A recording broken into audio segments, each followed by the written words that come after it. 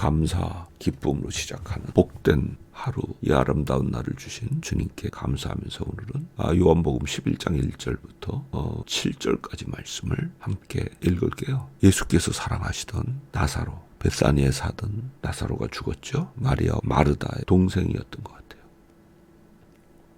근데 이상한 행동을 보이시죠? 나사로가 아픕니다. 살려달라는 메시지를 받고 나서 예수님이 이틀을 더 꼼짝도 안 하고 거기 계세요. 옆에서 만약에 보는 제자였다 이렇게 한번 상상을 해보세요. 되게 이상하지 않았겠어요? 그렇게 사랑하시는 사람, 나사로가 죽어가는 그냥 못 들은 척 이틀이나 계시는 거 되게 이상할 거 아니에요. 예수님이 또 이상한 말씀을 이 병은 죽을 병이 아니야. 하나님의 영광을 위한 병이야. 그래서 하나님의 아들이 영광을 받게 될 거야. 막상 가보니까 죽었잖아요. 그럼 제자들 입장이었다 생각해보세요. 얼마나 황당했겠어요. 죽을 병이 아니라고 했는데 죽었잖아요. 또 중간에 그런 말씀도 하세요. 나사로가 지금 잠들었다. 이제 깨우러 가야겠다. 잠들었다는 얘기가 죽었다는 얘기인 줄은 꿈에도 상상을 못했던 것 같아요. 그래서 그러면 나사로가 낫겠네요. 그러니까 아니야, 죽었어. 내가 거기 있지 않았던 게 얼마나 감사한지 모르겠어. 거기 있었으면 살려주셨을 거잖아요. 물론 그걸 통해서도 영광이 나타났겠지만 지금 죽은 상태에서 예수님은 이 상황을 절망으로 바라보시는 게 아니라 자신을 통해서 하나님의 영광이 드러나는 그런 기회로 바라보고 계시잖아요. 보통 하나님의 영광 이러면 매우 막연한 소리로 오해할 수 있는데 사실은 그렇지 않아요. 성경의 막연한 소리처럼 들리는 하나님의 영광, 이거는 매우 구체적인 상황에서 사용이 됐어요. 여기서도 하나님의 영광은 나사로가 살아나는 사건을 통해서 눈에 보이게 사람들 가운데 나타났던 거예요. 이렇게 성경에서 영광이라는 단어가 쓰일 때는 정말 하나님의 존귀하심과 위엄과 능력이 사람들 눈에 보이게 드러나서 사람들이 그 앞에서 금과 영광에 놀라서 경배할 수밖에 없는 상황이 되는 것, 그거를 영광이라는 단어로 많이 표현을 하시죠. 자, 잔잔한 걸 당할 시간은 없고요. 이제 마을에 도착을 하니까 말다가 마중을 나왔어요. 그래서 안타까운 듯이 이야기를 하죠. 주께서 여기 계셨더라면 내 오라비가 죽지 않았을 텐데요. 그렇게 이야기를 해요. 그러니까 예수님이 뭐라고 대답을 하시냐면은 내 동생이 살아날 거다. 우리 마르다라고 한번 상상을 해보죠.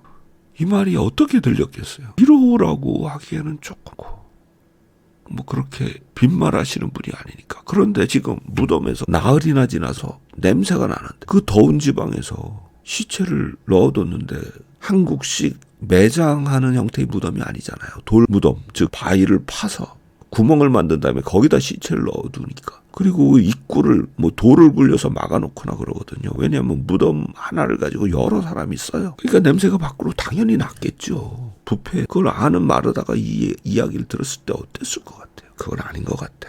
설마.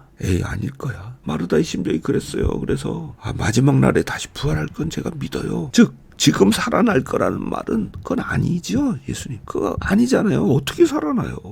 그런 뜻이죠. 근데 예수님은 거기에다 이런 충격적인 말씀을 하시는 거예요. 25절 26절. 내가 부활이야. 마르다는 마지막 부활 때 살아날 거야. 나는 그렇게 믿어. 이렇게 이야기를 했는데 예수님은 내가 부활이야. 내가 생명이야. 그래서 누구든지 나를 믿는 자는 죽을 수도 있는데 육체적으로 살아나. 그리고 살아서 나를 믿는 자는 영원히 죽지 않을. 사실 지금도 다 이해가 안 되는 말씀이죠. 여기서 핵심은 뭐냐면 예수님이 자기가 누구다라고 선언하신 거예요. 내가 부활이야. I am 선언이죠. 에고 에이미, 아나스타시아, 카이조에. 내가 부활이고 내가 생명이다. 유대인들이 천년을 기다렸던 영원한 부활, 마지막 때의 부활, 그 부활이 다른 게 아니라 바로 예수 자신이시라고